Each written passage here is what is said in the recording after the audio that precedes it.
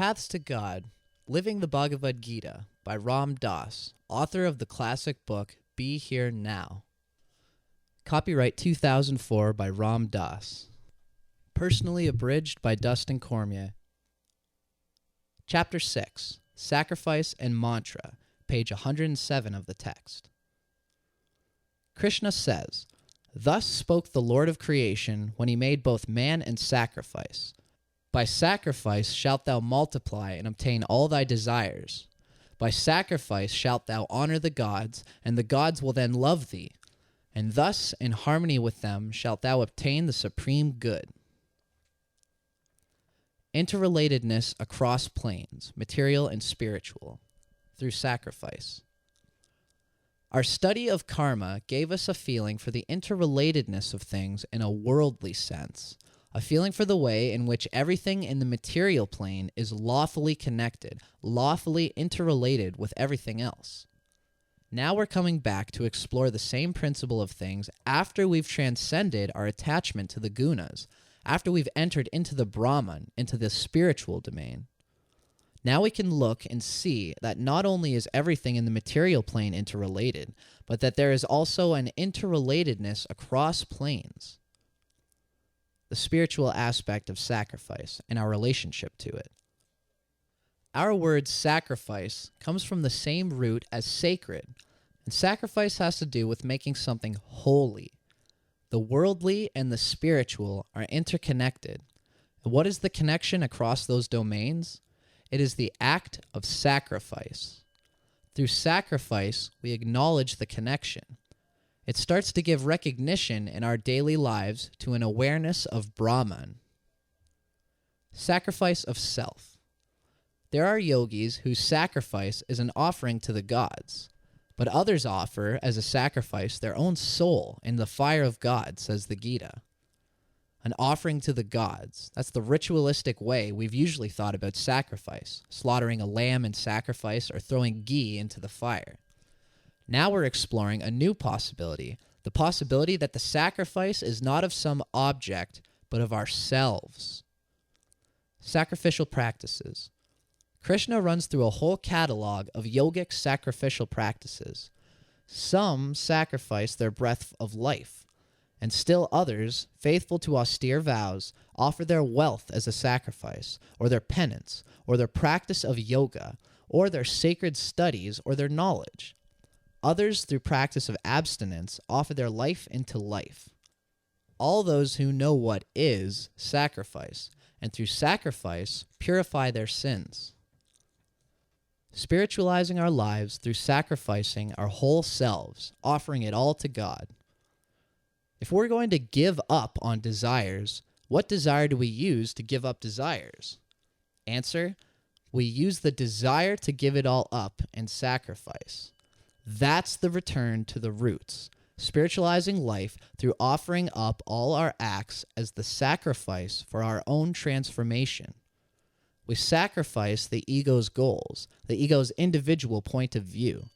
We throw every part of ourselves into the fire. Swaha. Take it, God, just let me be free.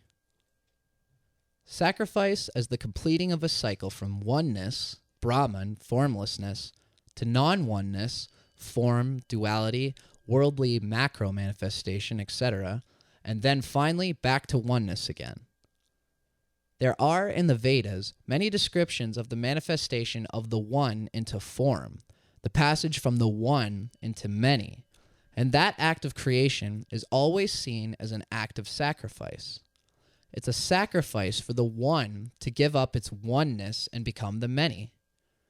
So then our acts of sacrifice back into the one complete the cycle.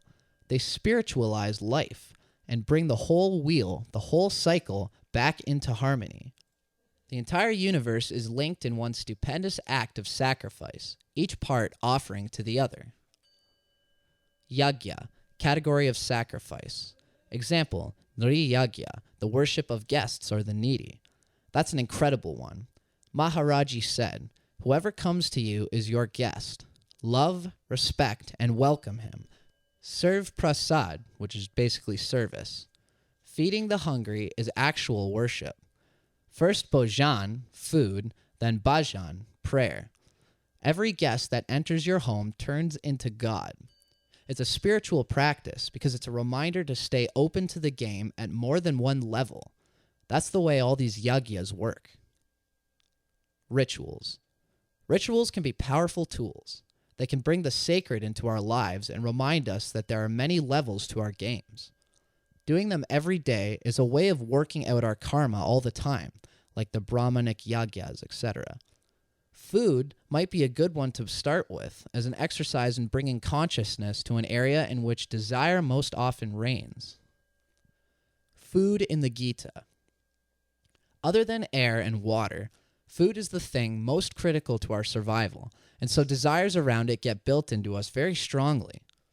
But there are practices for dealing with food that turn it into a sadhana and make it part of that process through which everything in our lives becomes part of the teaching, part of the awakening process. One way to bring that consciousness to the food we eat is to make the eating an offering. In the 4th chapter of the Gita, there is a shloka, or a verse, which concerns sacrifice, and the notes connected with it in most texts say that the shloka is used at mealtimes by many people in India. It's the mantra Ram Das uses each time he takes food. This is the mantra in Sanskrit. Brahma pranam, Brahma hivire, Brahmagni, Brahmanahota, Brahmaitan gatabiyam, Brahma karma samadina, Guru Brahma, Guru Vishnu, Guru Deva Mohashwara, Guru Sakshat, Parambarama Tus Mai Shri Guru Venamaha Aum Shanti Shanti Shanti. The mantra says, realize as you're taking this food that the food itself is part of Brahman, part of the unmanifest whatever it is that lies beyond form. The food is Brahman, but the fire into which you're offering the food, which can be the fire of your hunger, the fire of your desire, as well as the sacred fire into which you throw the ghee, that fire is part of Brahman too. Note, ghee is simply Indian clarified butter. Back in the day when all that people had was their cows and their simple cultures, people would clarify the butter and put all their work and sweat into making this butter and then would throw it into the fire because they were not attached to the fruits of their actions. They would sacrifice it to God. But do you think you're doing all this? Do you think you're going to eat the food to fulfill your desire? No. After all, you're Brahman too.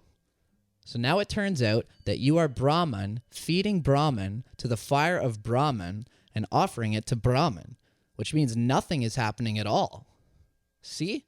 The whole thing is an illusion. It's all Brahman playing with Brahman. It's all the play of the Lord. It's all divine Leela. Bhagavad Gita, chapter 4, verse 23 through 24. All your karma melts away when you are unattached, when your mind is purified in the knowledge that all life is one, and when you perform your duties in the spirit of sacrifice as an act of devotion, an offering. Arjuna, everything in creation is the Godhead. What is being offered is Brahman. The very act of offering is also Brahman. The one who offers is Brahman. Even the fire into which the offering is poured is Brahman. God is not distant, but is within yourself and is yourself.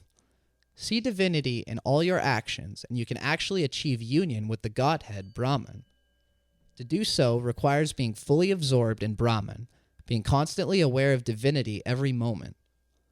No matter what you may be doing, whether eating, sleeping, working, praying, or breathing, this attitude of worship, which remember is sacrifice, aids in the development of true knowledge and wisdom. The second part of the mantra. The second half of this mantra that we just described offers the food to the various ways in which the spirit becomes manifest in the universe. Note that there is the part with the gurus at the second part of that mantra. The food is offered to the guru, meaning to God in manifest form. It is offered to the guru as the creator, to the guru as the preserver, and to the guru as the force of change. That is, as Brahman, Vishnu, and Shiva. And it's offered to that which lies beyond all those aspects, to Param Brahma, to the ultimate. And then the mantra says, Tus Mai Shri Guru Venamaha. I touch the lotus feet of the Guru. That is, I surrender once again. At the end of this grace before meals mantra, there's a silent moment in which we send out whatever blessings or metta we want to send out into the world. And then we end by saying, Aum Shanti Shanti Shanti. Aum, peace, peace, peace. Now after that, and keeping all that in mind, go ahead and enjoy your dinner. Remember that you're not eating. You're Brahman pouring Brahman into Brahman. Then, since you're not identified any longer with your hunger and not identified with being the eater, the food is just what it is, and you'll eat just what you need to eat. You'll see it all as merely the play of Brahman, in which the whole process is done as a sacrifice in order that it all may merge into Brahman. Sacrificing the whole self. That process goes on, and there comes a step that takes us beyond making just our food and our eating the sacrifice. The more profound path of sacrifice that Krishna outlines is the sacrifice of one's self, meaning that we begin to do every act we do in the light of our awareness of Brahman. We are always asking, am I getting enough? Now we start asking, how can I get rid of all my stuff so I can become part of everything? That flips the meaning of every act right around. Sacrifice and the experiencer or enjoyer. Eventually, there's another thing you have to offer up. How about offering up your fascination with it all? As long as you're still doing it for the experience of it, the sacrifice is coming up short. You're saying, yeah, I'll throw a little ghee into the fire. That'll be interesting for me. That experiencer or enjoyer, that one has to go too. It doesn't mean you won't enjoy it, but you won't be attached to being the enjoyer. You've sacrificed that too. Mantras, vehicles for a total conversion of the worldly into the spiritual. Once you've awakened that energy of the third eye, becoming like a burning fire of sacrifice, you feed it all into the fire. Every experience, every thought, every feeling. You're converting all your desires, all your perceptions into an offering. Mantras. The word mantra means mind protecting. A mantra is something that protects the mind from itself, really, by giving it some fodder other than the thinking process. Ram Dass learned mantras for everything. The purpose of the mantras was to keep reminding him to turn it all into a sacrifice, an offering. Shabd, sound in relation to the mantra. Apart from any images the names call up for us, the sound of the mantra itself has its own effect on us. It's as if there are planes of reality that have their own sounds, their own vibrations, and we do mantra to tune ourselves to those planes by tuning our own vibrations through the repetition of the sound of the mantra. That sound, or shabd, is basically a spiritual sound, not a physical sound, in the same way that the chakras are not physical things, but spiritual loci of the various forms of energy of the body. The practice of Shabd Yoga is a path for working with that inner sound. What a mantra does. What a mantra does is to concentrate already existing stuff in you. It just brings it into focus. It's like a magnifying glass with the sun. The magnifying glass doesn't have any heat in and of itself, but it takes the sunlight and focuses it and makes it one-pointed. The mantra becomes like that magnifying glass for your consciousness. Ajapa and japa, like wei wu wei, it's automatic mantra. Mantra is also known as japa. At a certain point, the repetition of mantra, or japa as it's called, becomes ajapa japa, meaning that it's going on, but you're no longer doing it. The process is on automatic. At that point, you're not doing the mantra is doing you. At that point, there's no weariness in it, no effort, no individuality. That's the point where you're approaching the merging into Brahman. Mantra and sacrifice. Both of them, mantra and sacrifice, represent ways of tuning our lives into offerings. There's a deep yearning within each of us to complete the wheel of sacrifice, to close the circle, and through our sacrifice to merge with the Brahman, to merge with the void.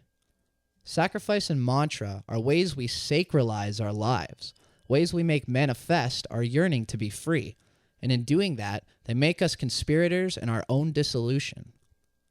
As I witness my own life more and more as an offering, other things in my life have less of a pull on me. Doing it for me isn't nearly as interesting as surrendering it outward, upward, and inward. The ultimate offering, the sacrifice of form itself. The ultimate offering we make is the sacrifice of our own personal trips, of all the things we think we are, our bodies, our personalities, our senses, our feelings.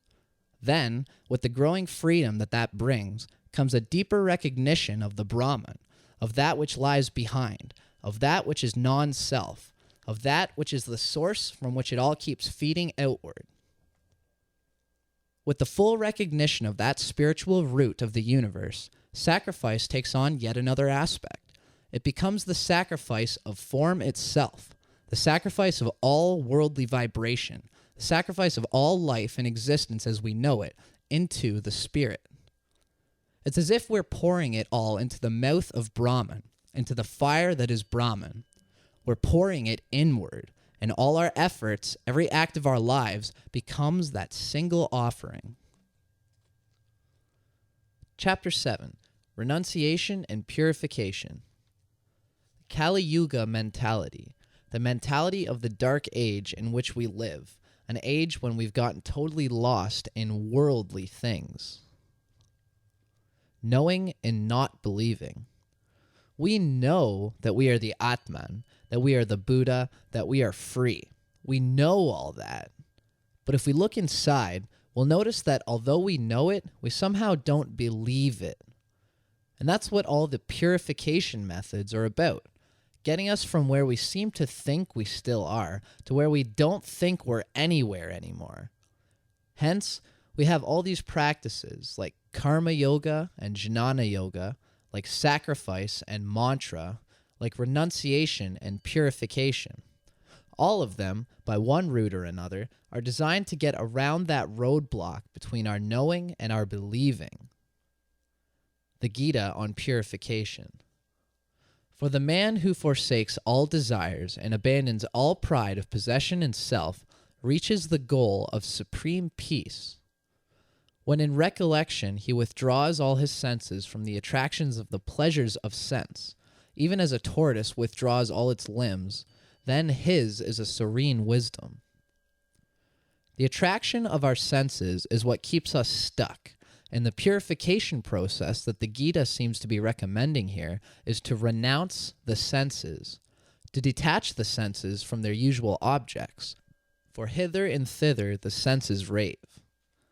Remember that the buddhi, which is the soul, can be pulled downward by the lower mind, the manas, which in turn can be captured by the indriyas, the senses, which are fixed on the sense objects. There is sense, then there is mind that knows sense, and there is higher mind, which can be caught in the worldly pull outward, can be drawn into the thinking mind and the senses. If it resists the pull of the senses, if it withdraws and turns inward, it becomes instead a recognizer of the Atman. That process is promoted by our acts of purification. Purification helps the cessation of monkey mind. When we adopt these techniques, like sitting and meditating, for example, and when we withdraw our senses, we suddenly discover how agitated our minds really are, how full they are of this and that. Monkey mind, as they call it in India. So we start to look for ways to quiet the agitation, and that's when practices of purification and renunciation start to attract us and become part of our lives. Renouncing angry moments. There's a kind of fire, an inner fire, that comes with letting go of our anger at a moment like, say, getting cut off in your car. And that's the fire into which we make our offering. We offer our anger to our awakening. Swaha, take it. Clean simplicity. In time, we begin to see the way the bonds of our attachments, be they physical or intellectual or emotional ones, are keeping us from something we want much more than what we're attached to. That's when we start to see the appeal of reducing both our physical and our psychological possessions to bring a kind of clean simplicity into our lives. The gunas. In the nature package that comes with our incarnation are all of the gunas, all the forces of our desires, passions, emotions, and thoughts. They're all part of the package. They're all just there. And until we completely finish with all our desires, they can recapture us at any moment. Thus is the true root of renunciation, the fact that attachment to desire leads to suffering. Knowing that attachment to our desires leads to suffering is the root of renunciation. Practices of renunciation reflect a kind of enlightened self-interest. We don't do a practice to get a bigger candy bar later on. We do it when we see that our attachment to our desires will in itself inevitably lead to more suffering. At the point where we see that, we decide that we want to get free of the whole bag. That kind of renunciation doesn't come out of guilt or fear, out of shoulds or shouldn'ts. It comes out of wisdom. Tapasya is self-discipline and austerity to achieve progress and spiritual growth. Real tapasya happens when we are so ripe to do it that we just do it. We do it joyfully, with a feeling of, woo, now I can be rid of that one. It's release, not self-denial. As long as we think we're doing the austerity, look at me, I'm giving this up. It's just another ego trip. Ashtanga Yoga, the eight-limbed path. Ashtanga Yoga has an elaborate program for working with purification and with some related practices called observances. They constitute the first two limbs of Ashtanga Yoga, and they're called yama and niyama, respectively. Now, the 5 yamas and the 5 niyamas. The 5 yamas, which are the 5 purifications or self-restraints, are non-harming, non-lying, non-stealing, non-lustfulness, and non-possessiveness or non-hoarding. The 5 niyamas or observances are purity, contentment, discipline, scriptural study, and surrender to God. Ahimsa or non-violence. I do the best I can by trying to be as non-violent as I can be. I try to create as few conditions as possible that would demand that things be raised and killed in order to service my existence. In dealing with the predicament of ahimsa, or non-violence, whatever you do, you can do it as consciously as you can, i.e., when the Native Americans killed an animal to eat it, they offered it to their gods, and they thanked the animal for giving its life for them, etc. Satya, truthfulness and non-lying. The practice of satya requires that in all our doings, we stay as close to the truth as we possibly can. Maharaji said to me, Ramdas, truth is the most difficult tapasya. It's the hardest austerity, the toughest to do. He said, people will hate you for telling the truth. People will laugh at you and taunt you. They may even kill you, he said. But you've got to tell the truth. Satya as renunciation. Satya is a practice of renunciation. What we're required to renounce are the attachments that keep us from speaking the truth. Aparigraha, or non-hoarding. Aparigraha is variously interpreted as meaning non-hoarding, non-coveting, non-possessiveness, or non-giving and receiving. We can't simultaneously be protecting our little stash, hoarding it away, and at the same time opening our hearts to other people. Practicing aparigraha is about renouncing first chakra stuff like possessiveness and greed, so we can start playing in a more conscious way with whatever energies have been given to us. Asteya, or non-stealing. Asteya is obvious. If everybody's us, who are you going to steal from? Are you going to rip yourself off? You're just taking it from yourself.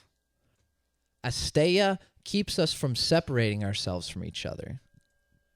To avoid separating ourselves from other people, we stop ripping them off. We practice asteya. It means in the very broadest possible sense that you don't appropriate anything, material or otherwise, that isn't rightly yours. Brahmacharya, or non-lusting. Brahmacharya means renouncing the passionate desire for an object in thought, word, and deed, in all conditions, places, and times. Since we're born into an incarnation as an animal, all those sexual and survivalistic desires are really strong in us. It's all second chakra stuff, and there's a lot of energy localized there. This is not a moralistic trip. Brahmacharya is the same as with fasting. We don't do it because we're good. We do it because we're ready to be finished with the lusting game. That's what real brahmacharya is about. When lust goes, when you're not pushing it this way and that. Because if you're shoving it this way and that, you shove it under here and it pops up over here. Lust versus love. We're talking about lust here, not about a sexuality rooted in love. When you lust for another person, you're focusing on them as a body, as something to satisfy your second chakra demands. Whenever you see another person as an object to be manipulated for your own purposes, you have forgotten that what you're dealing with is another manifestation of God. Sexual energy. Another reason for the focus on brahmacharya rests in the fact that sexual energy is just that, energy. It's merely one more form of energy, and there are stages in our sadhana, our spiritual practice, when the amount of energy available to us is very important. At those points, you will want to conserve the sexual energy to have it available for other uses. Many spiritual paths suggest that at certain stages of spiritual development, it's wise to minimize sexual activity because it expends so much energy that could be used in a different way. Lust is sticky. Acting in response to desires is also sticky. Besides objectifying the other person and depleting our energy reserves, lust is sticky. It tends to trap us in our desires. Every time we perform an act in response to a desire, we end up strengthening the likelihood of having that desire again in the future. This isn't metaphysics. This is straight psychological theory. You satisfy the desire, you reinforce the motivation. Or, as the Buddha said, defilements are like cats. If you keep feeding them, they keep coming around. True brahmacharya is developing a different perceptual stance toward your actions. Brahmacharya is less about changing what you do in regard to your sexuality than it is about developing a different perceptual stance toward your actions so that those actions are feeding your awakening rather than putting you back to sleep. Know that a man of true renunciation craves not, says the Gita. True renunciation. On a shallow level, renunciation means renouncing the object itself. But the more profound meaning is renouncing our attachment to the object, our craving for it. Why we purify. We start purifying because it feels right to do it. And the more we get into it, the lighter our lives become. And the lighter our lives become, the more inner work we can go ahead. We purify because we see that if the waters are too wild outside, we can't get on with the inner work. If we're ripping people off, if we're hating this person or lusting after that one, if we're filled with greed and passion and anger, it's really hard to meditate. It's hard under those conditions to quiet the mind and open up the heart. And so we begin the work of purification.